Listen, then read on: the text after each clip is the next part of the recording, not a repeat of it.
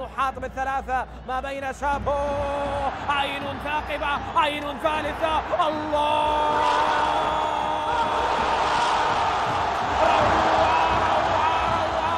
في أرضية الملعب. هنا الروائع التي رسمها ابناء حيدر عبد الأمير.